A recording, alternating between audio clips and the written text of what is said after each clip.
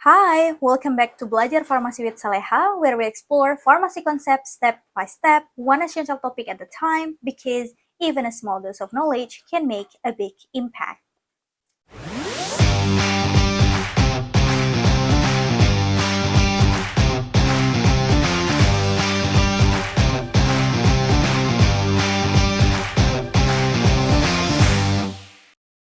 Oke, jadi di video kali ini kita akan belajar mengenai RAAS atau renin, angiotensin, dan aldosteron system.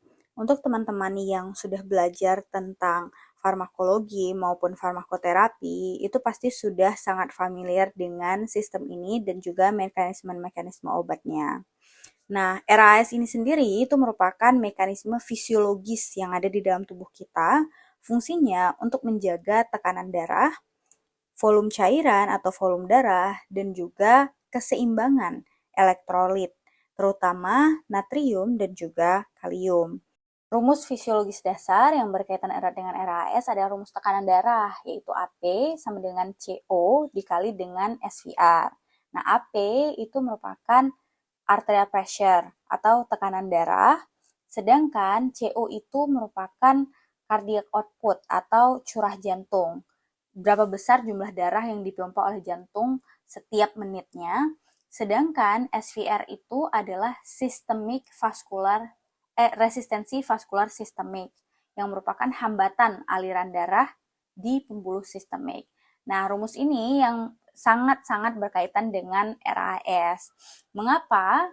Karena RAS itu dapat menaikkan tekanan darah atau arterial pressure di sini AP itu dapat meningkat dengan adanya peningkatan dari CO dan juga SVR. Nah, peningkatan curah jantung ini itu dilakukan melalui peningkatan retensi cairan, sedangkan peningkatan SVR itu dilakukan melalui vasokonstriksi. Yang kemudian peningkatan dari CO dan SVR ini sendiri itu akan berpengaruh langsung terhadap peningkatan tekanan darah, seperti itu. Oke, jadi sekarang kita akan bahas mengenai mekanisme kerja atau proses aktivasi dari RAS sistem ini sendiri. Nah, RAS itu aktif ketika tubuh itu merasakan adanya penurunan tekanan darah atau volume cairan.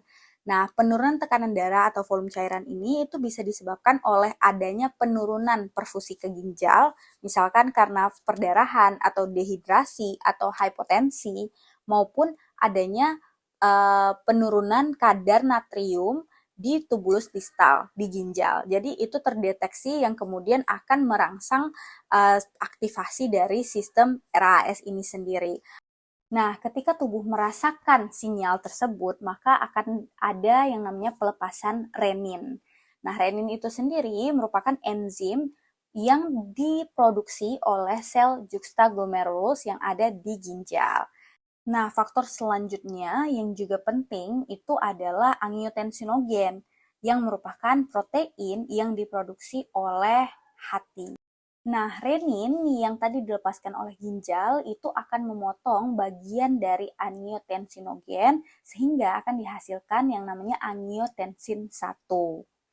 Nah, angiotensin 1 ini itu adalah bentuk tidak aktif secara biologis. Dia hanya berperan sebagai prekursor yang akan diubah menjadi angiotensin 2 dengan bantuan yang namanya ACE atau angiotensin converting enzyme. Nah, ACE ini sendiri itu berada terutama di endotel yang ada di pembuluh darah paru.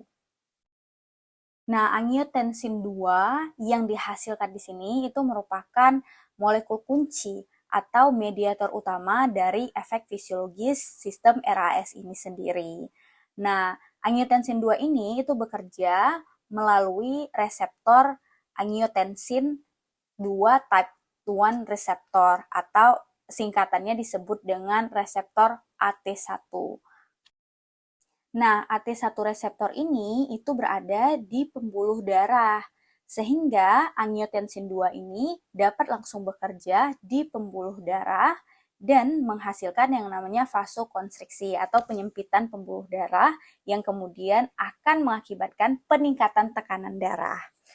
Nah, selain itu, AT1 ini juga terdapat di kelenjar adrenal, sehingga angiotensin 2 dapat langsung bekerja pada kelenjar adrenal untuk merangsang pelepasan aldosteron.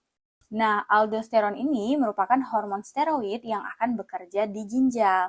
Nah, proses bekerja aldosteron ini itu dengan dua cara. Yang pertama, dengan meningkatkan jumlah Na channel, sehingga akan lebih banyak natrium yang diserap ke dalam tubuh, dan juga mengaktifkan NAK-ATPase yang menyebabkan banyaknya Na masuk dan K+ itu dibuang ke urin. Nah, hasilnya itu adalah peningkatan retensi dan reabsorpsi dari natrium dan juga air, sehingga itu akan berdampak langsung pada peningkatan tekanan darah.